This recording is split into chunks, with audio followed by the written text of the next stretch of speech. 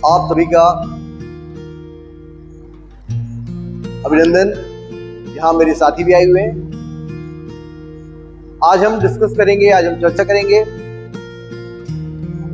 हृदय रोग, कारण,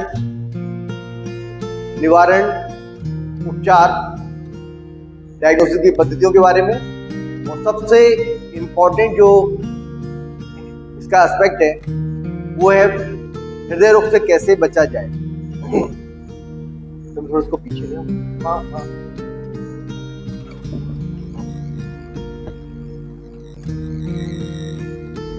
आगे ले तुम किसको आगे ले बस थोड़ा और बस ठीक।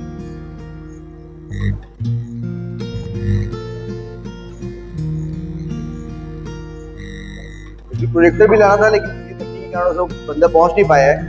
हम अपनी चर्चा शुरू करते हैं। हृदय रोग है, इसको सबसे पहले ये समझना जरूरी है कि हृदय के किस हिस्से में रोग है। जैसे एक शहर का पंपिंग स्टेशन होता है, वो सारे शहर में पानी को पंप करता है, वैसे ही जो हृदय है वो शरीर में खून को ब्लड पंप करता है। अशुद्ध रक्त यानी कि अनऑक्सीडेटेड ब्लड को लेता है और ऑक्सीडेटेड ब्लड यानी कि शुद्ध रक्त को शरीर के अलग अलग हिस्सों में भेजता है।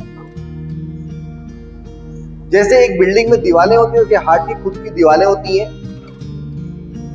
जैसे एक पंपिंग स्टेशन है, उस पंपिंग स्टेशन की बिल्डिंग में दरवाजे होते हैं, वैसे ही हार्ट के खुद के वॉल होते हैं। जैसे एक बिल्डिंग में इलेक्ट्रिक सिस्टम होता है, वैसे ही हार्ट का खुद का इलेक्ट्रिक सिस्टम होता है। और जैसे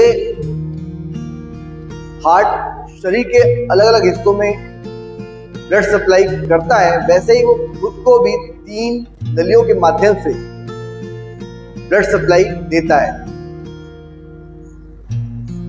जब हार्ट की दीवारें कमजोर हो जाती है तो हार्ट फेलियर वाली स्थिति बनती है। जब हार्ट के वॉल्व में प्रॉब्लम होती है तो सांस फूलने वाली स्थिति बनती है। और जब हार्ट के इलेक्ट्रिक करंट वाले सिस्टम में प्रॉब्लम होती है तो धड़कन कम हो जाना या बढ़ जाना वाली तकलीफ होती है, जो हम सुनते हैं कि पेसमेकर लगाया गया। और इसके अलावा बच्चों में जो जन्मजात हृदय रोग होते हैं उनमें हार्ट की दीवारों में होल हो जाना, ऐसी समस्या होती है। और सबसे मुख्य समस्या होती है हार्ट की नलियों की ब्लॉकेज की समस्या। हार्ट की खुद की नलियां होती हैं, यदि इनमें ब्लॉकेज आ जाते हैं तो पेशेंट को छाती में दर्द शुरू होता है। सामान्यतः 10%, 20%, 30%, 40% जो ब्लॉक होता है उसमें छाती में दर्द नहीं होता है। लेकिन जैसे ही ये ब्लॉक 70%, 80%, 90% होता है तो छाती में ब्लॉक होना चालू होता है। हृदय रोग के अवरोध की समस्या असामयिक मृत्यु का सबसे बड़ा कारण है, विश्व में भी और भारत में भी। जब नलियां होती हैं उसमें जो ब्लॉकेज है 70, 80, 90% जैसे रहे तो महत्व काम करने पे छाती में दर्द होता है। लेकिन जब ब्लॉक 100% हो जाता है, नलियां पूरी तरीके से चोक हो जाती हैं तो हार्ट अटैक वाली स्थिति बनती है। उसमें छाती में तेज दर्द होता है, ऐसा लगता है कि जैसे कोई छाती को क्रश कर रहा हो। और पेन जो दर्द है वो बाएं हाथ में भी जा सकता है, पसीना भी आ सकता है, उल्टियां भी हो सकती है। ये तो हो गई लक्षणों की बात। इनको डायग्नोज कैसे किया जाए, निदान कैसे किया जाए। सामान्यतः ईसीजी की जाती है प्राइमरी जांच के रूप में।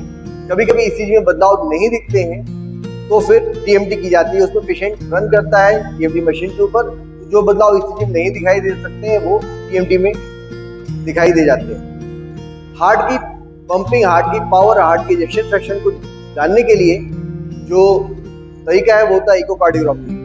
इसमें हार्ट के वॉल्व, हार्ट की ताकत के बारे में पता पड़ता है। और इससे भी बड़ी जांच होती है एंजियोग्राफी।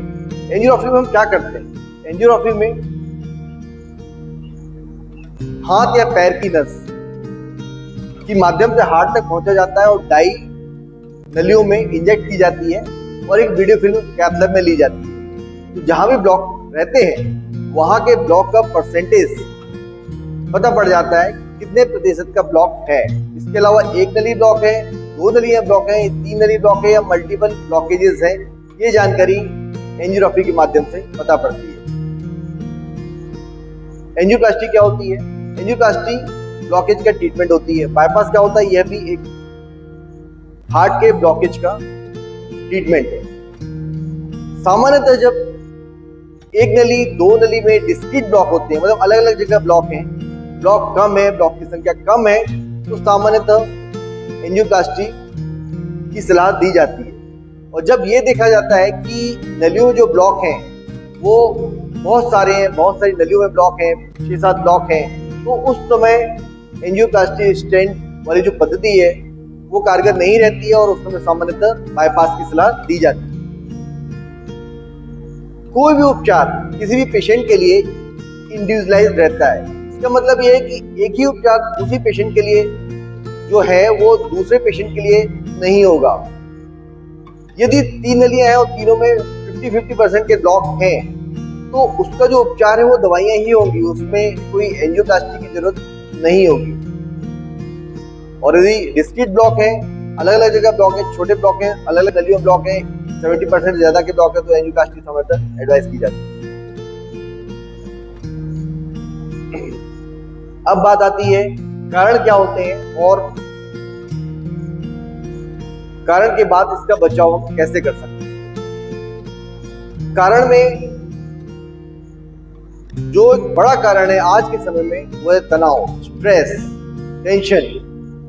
हम थोड़ा इंटरेक्टिव होते हैं। मैं पूछना चाहूंगा यहाँ पे कोई ऐसा व्यक्ति है जिसको टेंशन बिल्कुल भी नहीं हो? हाथ खड़ा कर सकता है? अच्छी बात है। टेंशन के अलावा जो दूसरे कारण है वो होते हैं high cholesterol, high fat, smoking, blood pressure, diabetes. इसके अलावा यदि माता पिता में हार्ट की प्रॉब्लम, हार्ट के ब्लॉकेज की समस्या है, तो बच्चों को भी हार्ट की समस्या की संभावना ज्यादा रहती है।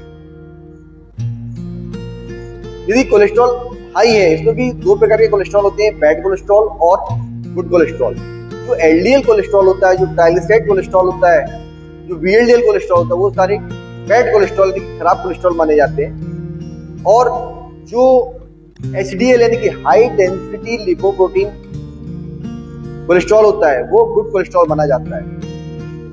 ये जो एलडीएल कोलेस्ट्रॉल होता है ये ऑक्सीडाइज होता है और ऑक्सीडाइज होकर हार्ट की धमनियों में जम जाता है, और जब ये जम जाता है तो फिर ये ब्लॉक कराता है। शुरू में जो फैट डिपोजिशन रहता है वो कम रहता है, ग्रेजुअली बढ़ते जाता है।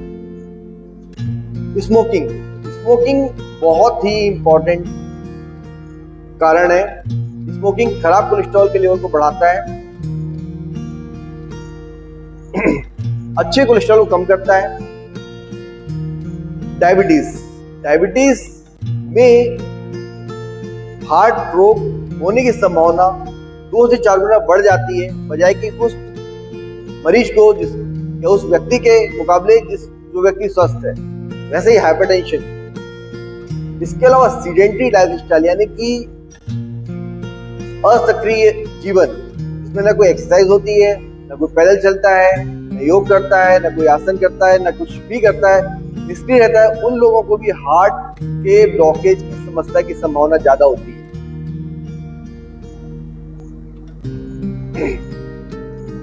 Smoking, blood pressure, diabetes, high cholesterol diet, इसके अलावा जो इन सबका एक मिला जुला रूप, सारे ही कोई आलसी भी है, कोई सारी चीजों को परहेज नहीं कर रहा है और प्रिकॉशन नहीं रख रहा है, तो उनको ओरल हार्ट डिसीज की संभावना बढ़ जाती है। अब उपाय क्या है? क्या उपाय करना चाहिए? सबसे पहले तो जो स्ट्रेस है, तनाव है, उसको कम से कम रखने का है। स्ट्रेस या तनाव कैसे कम से कम रखेंगे? आज मैं गीता के सांख्य योग का एक प्रसंग आपको बताना चाहूंगा। सांख्य योग में अर्जुन पूछते हैं कृष्ण से कि स्थिर बुद्धि मनुष्य के क्या लक्षण होते हैं।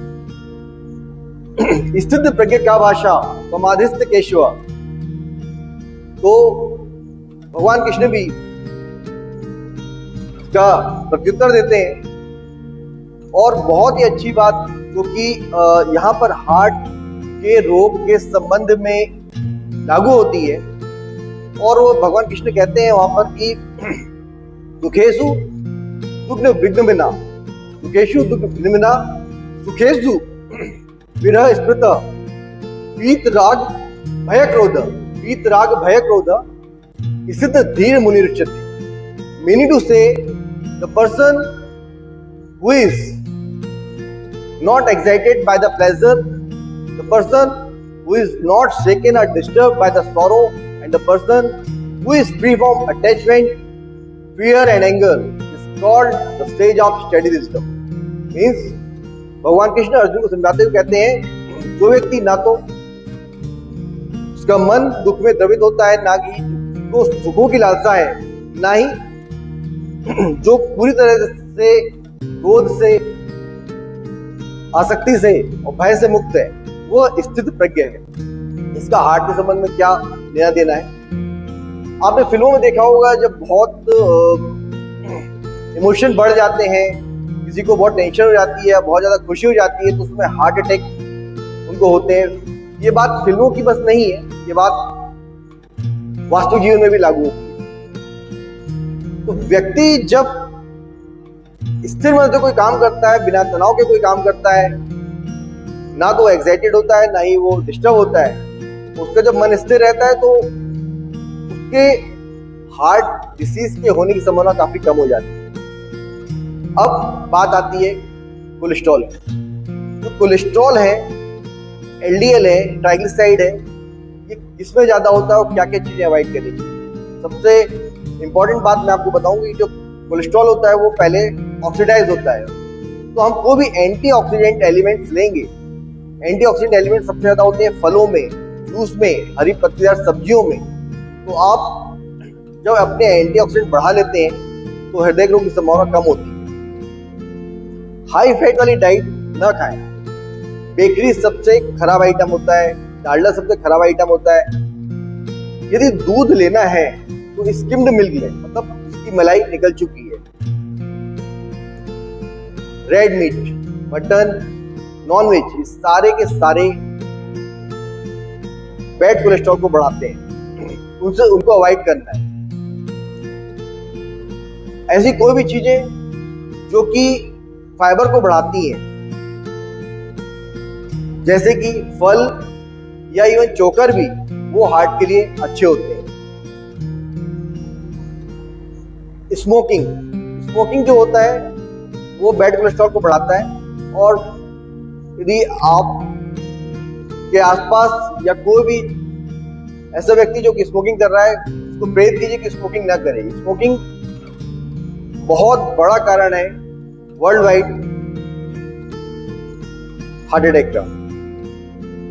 इसके बाद ब्लड प्रेशर। ये ब्लड प्रेशर आपका कंट्रोल है तो आपकी हार्ट अटैक की संभावना, हार्ट के ब्लॉकेज की समस्या को काफी हद तक कम करने में मदद मिलती है। वैसे ही डायबिटीज है, यदि डायबिटीज पार्ट कंट्रोल है, चाहे वो दवाइयों से लें, डाइट से कंट्रोल करें, आप अपनी हार्ट के ब्लॉकेज की समस्या को काफी हद तक कम कर लेते हैं।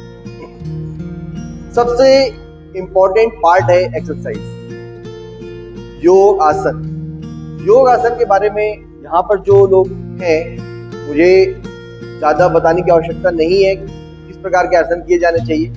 मैं एक व्यवहारिक रूप से जो सबसे सरलतम चीज है वो कहना चाहूंगा, पैदल चलना। पैदल कितना चलना चाहिए, कितनी स्पीड से चलना चाहिए। क्या पैदल चलना हार्ट अटैक के मरीज जो बन चुके हैं उनके लिए उतना ही करना है, और जो स्वस्थ व्यक्ति है जिसको हार्ट अटैक नहीं आया हुआ है, जो केवल प्रिवेंटिव एस्पेक्ट से चलना चाहता है, उसको कितना चलना चाहिए। नॉर्मली 30 to 45 मिनट, 35 से 45 मिनट कम से कम चलना चाहिए। Brisk walking. ब्रिस्क वॉकिंग का मतलब है एक पेस के साथ चलना, एकदम धीमे गति से चलेंगे। यदि आपने बहुत एक धीमी गति से पैदल चले और केवल 5, 10 या 15 मिनट चले तो उसका कोई बहुत ज्यादा फायदा हृदय रोग के लिए नहीं होता है। एक मध्यम गति से कुछ तेज चलते हुए कम से कम 35 से 45 मिनट आपको पैदल चलना है। पैदल चलने से बैड कोलेस्ट्रॉल कम होता है, अच्छा कोलेस्ट्रॉल, और जो अच्छा कोलेस्ट्रॉल है वो बढ़ता है। डायबिटीज और ब्लड प्रेशर को कंट्रोल करने में मदद मिलती है। कोई भी मॉडरेट ब्रिस्क एक्सरसाइज है जो कि 35 से 45 मिनट की होती है, आपके हार्ट डिसीज के बढ़ने की संभावना को काफी हद तक कम कर देती है, हार्ट अटैक के चांसेस को कम कर देती है। यदि हम योग के बारे में जाएं तो शशांक आसन है, त्रिकोणासन है और भी ढेर सारे आसन है। मैं समझता हूँ कि यहाँ पर सारे लोग जानकार हैं और योग आसन के बारे में बहुत ज्यादा बताने की आवश्यकता नहीं है। इतना बस कहना चाहूंगा कि यदि किसी को हार्ट अटैक आया है तो शुरू के 3 महीने में वो हैवी एक्सरसाइज या ब्रिस्क एक्सरसाइज या कोई भी आसन को अवॉइड करे। 3 महीने के बाद हार्ट अटैक का पेशेंट पैदल चलना चालू करें और वो शुरू में 1 मिनट चले, 2 मिनट चले, फिर gradually 3 minute, 4 minute, 5 minute, gradually हर दिन अपने मिनट के हिसाब से बढ़ाता जाए और 1 महीने 1.5 महीने में वो 30 से 35 मिनट या 45 मिनट तक पैदल चल सकता है। ऐसा व्यक्ति जो कि स्वस्थ है, हार्ट अटैक नहीं आया है, अधिकतर लोग जो कि यंग एज के हैं, मिडिल एज के हैं, उनको किसी न भी किसी तरीके से पैदल चलना शुरू करना ही है। वो आप पहले दिन से ही इतना चल सकते हैं, ब्रिस्क वॉकिंग कीजिए, संभावना काफी कम हो जाती है हार्ट अटैक की। इसके बाद आते हैं प्राणायाम। प्राणायाम में जो पेशेंट हार्ट अटैक का है वो शुरू के 3 महीनों में अनुलोम विलोम कर सकता है, लेकिन कपालभाति है या कोई जो ऐसे प्राणायाम जिसमें जोर ज्यादा लगता है वो अवॉइड करें। 3 महीने के बाद फिर वो अपनी योग, एक्सरसाइज, पैदल चलना के साथ कुछ प्राणायाम कर सकता है। 2 प्राणायाम मैं सजेस्ट करूंगा, एक अनुलोम विलोम और एक भ्रामरी प्राणायाम।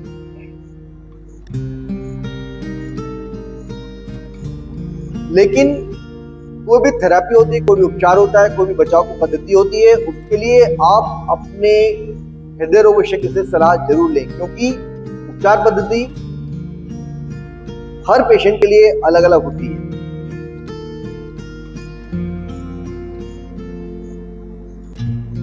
ये सेशन इंटरेक्टिव भी है, तो आप यदि कुछ पूछना चाहें तो इस चर्चा के बाद आप पूछ सकते हैं, और आप भी कुछ बताना चाहेंगे, मैं बहुत खुश होऊंगा। तो सार में हम कहें कि फैट कम से कम लेना है, बेकरी आइटम नहीं लेने हैं, डालडा का यूज नहीं करना है, कौन सा ऑयल यूज करना है बहुत इंपॉर्टेंट है।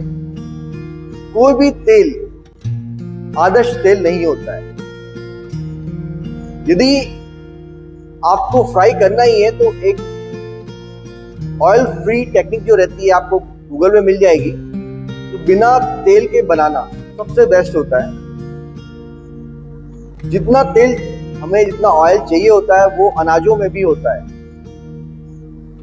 तो कोई भी तेल आदर्श नहीं है। यदि आपको लेना ही है तो आप सनफ्लावर ऑलिव ऑयल का कुछ परसेंटेज ज्यादा है कि हृदय रोग के बचाव में वो ले सकते हैं। हाई सैचुरेटेड फैट, तो सैचुरेटेड फैट ज्यादा है, उसको अवॉइड करना है। घी, आजकल जो घी है वो जनरली देसी गाय का घी, आप शुद्ध घी तो बहुत मुश्किल है, मिक्स वाला घी मिलता है, उसको अवॉइड ही करें तो ज्यादा अच्छा है। बहुत थोड़ी मात्रा में घी या कोई भी तेल जरूरी होता है, पूरा नील नहीं कर देना है, लेकिन जितना संभव सके इस तेल से दूर ही रहना है। मिल्क लेना है तो उसकी मलाई निकाल देनी है, चोकर का यूज करना है, ग्रीन लीफी वेजिटेबल का यूज करना है।